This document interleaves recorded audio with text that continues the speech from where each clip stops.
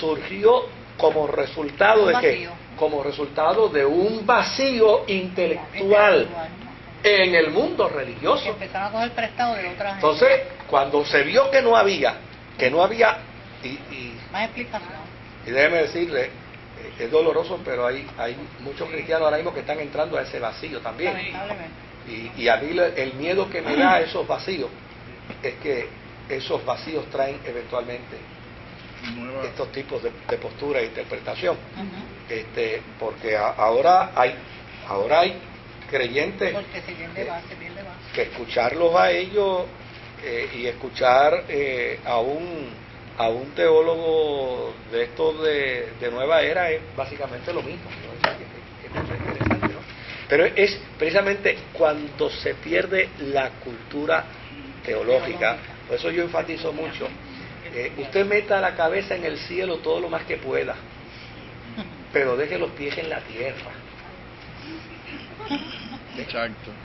Deje los pies en la tierra. O sea, no se meta de pies y cabeza, porque meterse de pies y cabeza es precisamente perder el elemento racional. Oiga, y es inconcebible pensar que Dios nos dio una razón para que no lo sea. Pero, por Dios, ¿cómo es posible que Dios nos haya hecho a su imagen y semejanza? ¿Qué es lo que nos distingue a nosotros de las demás criaturas si no es la capacidad para razonar? Amén.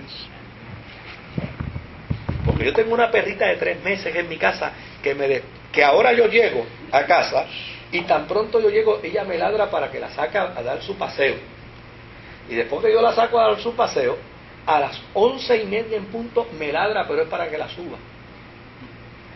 Y a las 5:30 de la mañana no me ladra. Eso es Pablo. No me ladra.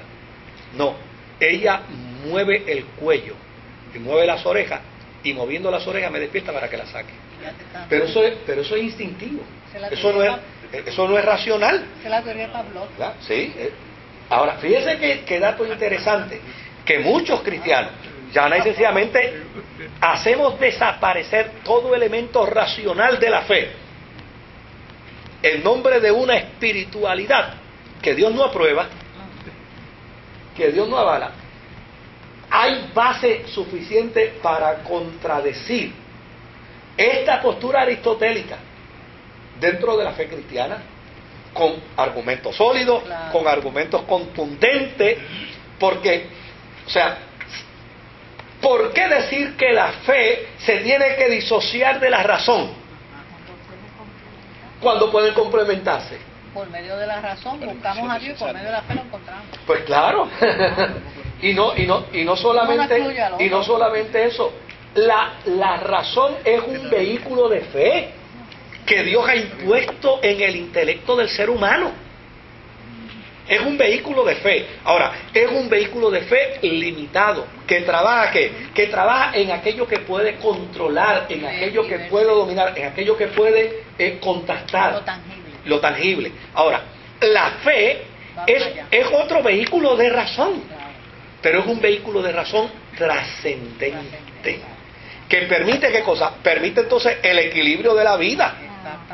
Porque la razón me dice a mí que yo me voy a morir, pero la fe me dice que ¿a dónde voy? Entonces, ¿qué hace la fe? La fe entonces pone en mí un sentido de equilibrio en la vida, porque no hay cosa más desastrosa.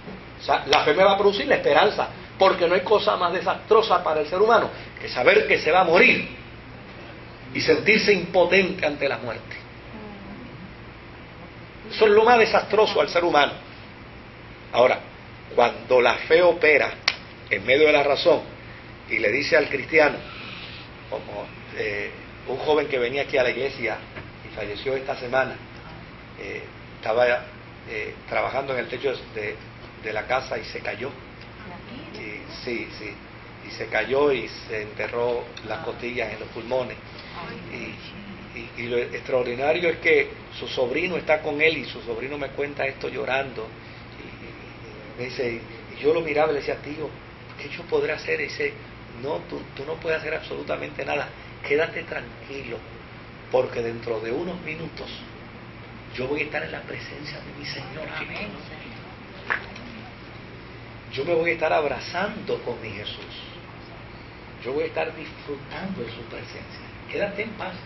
Y dice, sí, y yo lloraba porque era mi tío. Y me decía, no llores, ¿cómo tú vas a llorar por mí cuando me voy a la presencia de mi Señor? Amén. O sea, oiga, hay quien puede tener la manivela de la razón a 2000 revoluciones, pero si la fe la tiene en 0 revolución, en ese momento se lo lleva a miseria. ¿Eh? Entonces, fíjese, este planteamiento, la fe para los ignorantes, ya eso se había rebatido en el siglo III y en el siglo V. Y Tertuliano también lo había debatido. Sí, ya se había debatido por los cristianos y se había demostrado. De hecho, ese planteamiento de Pablo, cuando dice, para los judíos la cruz de Cristo es locura.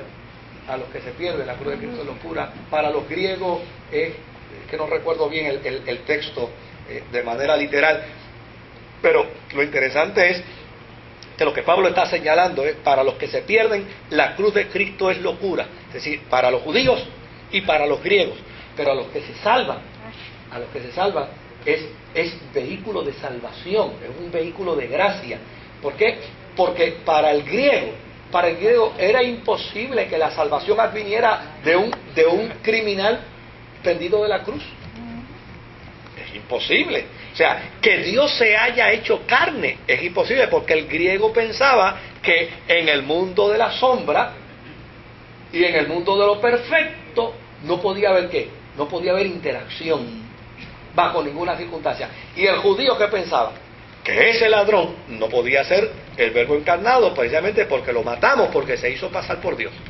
Entonces decía, pero para los que se salvan en la cruz de Cristo, entonces es un vehículo distinto. Y desde luego, la postura de la Iglesia desde el siglo II fue demostrar que lejos de ser la fe un vehículo de ignorancia, era precisamente el vehículo que afirmaba la razón. Desde luego, Maimónides, por su parte, aunque tuvo que irse de España por ser judío, porque entonces ni lo querían los españoles que eran católicos, ni los árabes. Así que el hombre estaba mal parado con los árabes y estaba mal parado con los españoles, porque acuérdense que vinieron los romanos, y los romanos tenían una postura entonces antagónica hacia el mundo español. Así que tuvo que salir de España. Él decía, fíjense qué interesante, él decía, no hay conflicto entre la fe y la razón. Y no era cristiano. ¿Quién decía eso? Maimónides. Decía, judío. Sí. Él dice, la razón necesita de la fe para entender lo que no se puede razonar. Que es la tesis de Pablo. O sea, esa es la belleza de la fe cristiana. Que llega un momento en que la razón dice, no doy más. Y la fe le dice, no te preocupes, todavía yo tengo. Que yo tengo. Yo todavía tengo. O sea, por ejemplo, como me decía una vez una persona, decía, es que es algo tan incomprensible que un individuo que ha sido un delincuente toda su vida, por levantar la mano y confesar que Jesucristo es su Salvador, de repente aparezca en él un sentido de amor por la humanidad extraordinario. Eso no tiene explicación. Y él no me lo decía en una crítica, él me lo decía precisamente asombrado. Me decía, es que no hay explicación para eso. Un individuo que está acostumbrado a matar, un individuo que está acostumbrado a delinquir, un individuo que está acostumbrado a hacer daño, que odia, que tiene el corazón dañado por las circunstancias que vivió, venga a un lugar y simplemente por levantar su mano y decir, recibo a Cristo como mi Salvador, cuando termine de orar, mire a la gente y tenga amor a la gente. Yo recuerdo cuando yo pastoreaba una vez en Trujillo Alto, que un hombre vino y se convirtió al Señor.